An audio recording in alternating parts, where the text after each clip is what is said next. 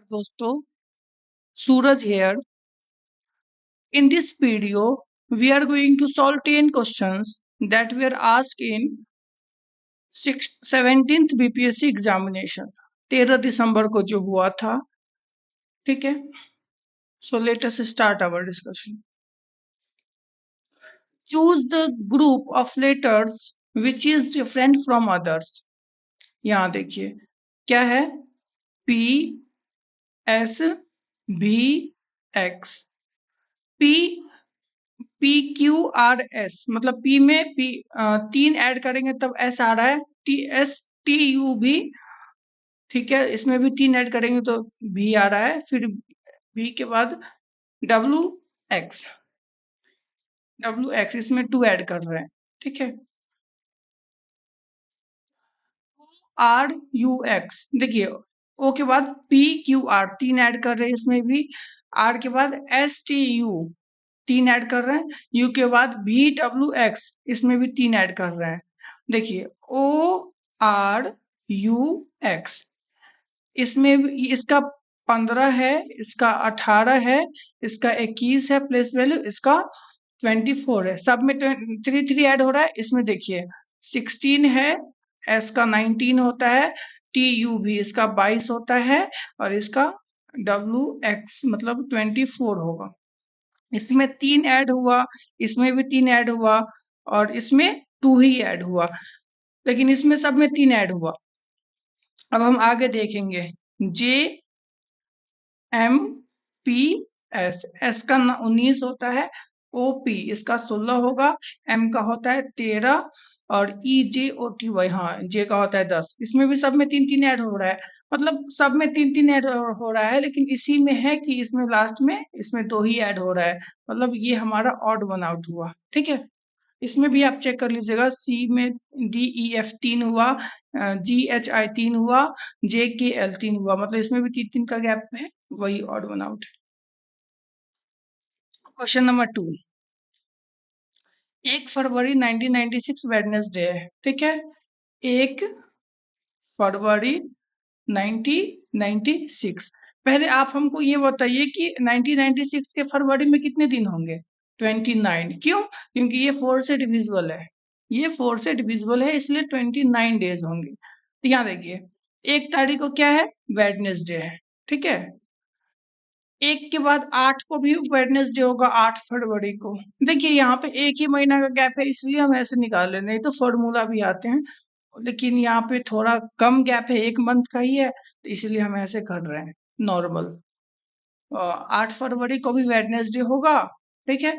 8 में 7 जोड़ेंगे तो 15 फरवरी को भी होगा वेडनेसडे, ठीक है। 15 में 7 जोड़ेंगे 22 फरवरी को भी होगा वेडनेसडे, 22 में 7 जोड़ ऐड करेंगे तो 27 को 29 को भी फरवरी को भी होगा वेडनेसडे। अब देखिए 29 के बाद 1 2 3, अगर ये वेडनेसडे है तो 1 2 3, वेडनेसडे थर्सडे फ्राइडे सैटरडे, 3 को क्या होगा? सैटरडे। 3 मार्च 1996 को क्या होगा? ऑप्शन नंबर डी, ठीक है। चलिए, in a certain code language computer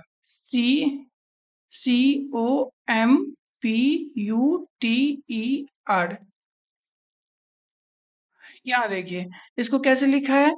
RFUVQNPC। यहाँ देखिए C को ऐसे ही C लिखा है, R को ऐसे ही R लिखा है, ठीक है। इसके बाद सब में 1 1 ऐड कर दिया। O के बाद P आता है, M के बाद N आता है, P के बाद Q आता है, U के बाद V आता है, D के बाद U होता है, E के बाद F होता है और R तो R ही है। RFUVQNPC है ना। तो हमसे क्या पूछा है? मेडिसिन। पहले देखिए ये वाला E यहाँ आ जाएगा, ये वाला M यहाँ आ जाएगा, शुरू में E लास्ट में M, ये नहीं होगा, ये नहीं होगा, 2 ऑप्शन बचा। N के बाद O आएगा, I के बाद J आएगा, C के बाद D आएगा, I के बाद J आएगा, D के बाद E आएगा, E के बाद F आएगा, लास्ट में FM है, FM इसमें है, ये हमारा सही हो गया, ठीक है। How many times do the hands of a clock coincide in a day? एक दिन में 22 बार कोइंसाइड करेंगे, ठीक है, ये आपको याद रखने हैं। 24 आवर होते हैं ना एक दिन में, लेकिन 22 टाइम से कोइंसाइड करते हैं, ठीक है। क्लॉक, एंड्स ऑफ क्लॉक, ठीक।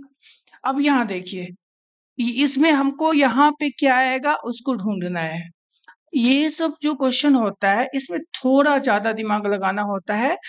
वो जो होता है कि 2, 3, 5, 7, 11, इसके बाद हम पूछेंगे यहाँ पे क्या होगा, तो यहाँ पे हम इजीली दिमाग लगा सकते हैं कि प्राइम नंबर से 2 के बाद 3, 5, 7, 11, 11 के बाद 13 होते हैं, लेकिन इसमें थोड़ा आपको दिमाग ज्यादा लगाना होता है, ठीक है। यहाँ पे देखिए ये क्या है, अगर हम इसको ठीक से देखेंगे तो 16, 15 को ऐड करेंगे तो कितना आएगा, 31 आएगा।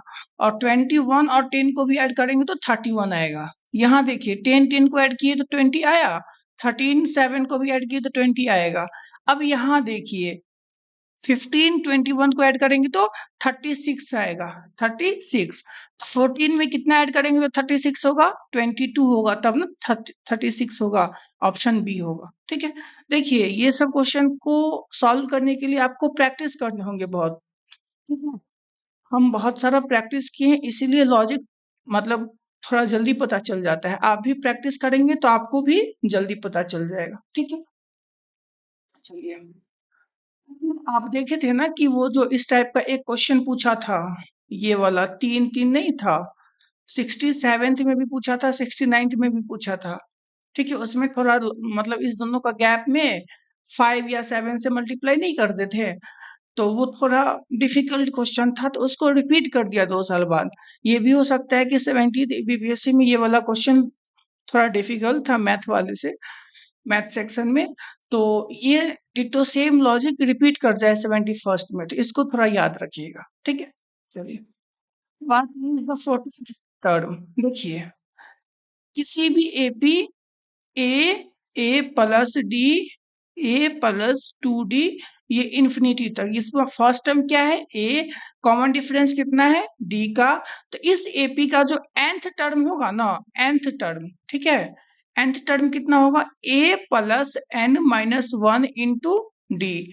अगर आपसे पूछेगा nth टर्म का सम कितना होगा, तो n/2 into 2a plus N minus 1 into d, ठीक है। अब ये n क्या है, जितना टर्म होगा वही n है। अगर दो टर्म इस दोनों को करेंगे तो n का वैल्यू 2 आएगा, ठीक है।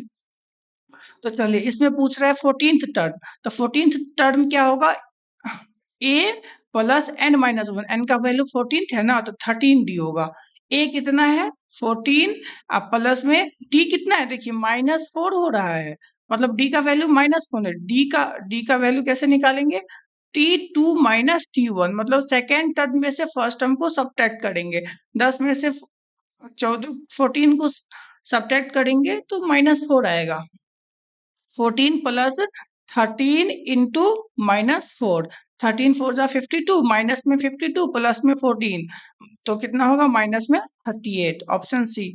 अगर आपको नहीं समझ में आ रहे हैं तो ये वाला जो क्वेश्चन है ना, वो क्लास 10th में हम लोग जो अर्थमेटिक प्रोग्रेशन एपी पढ़ते हैं उससे लिया गया है।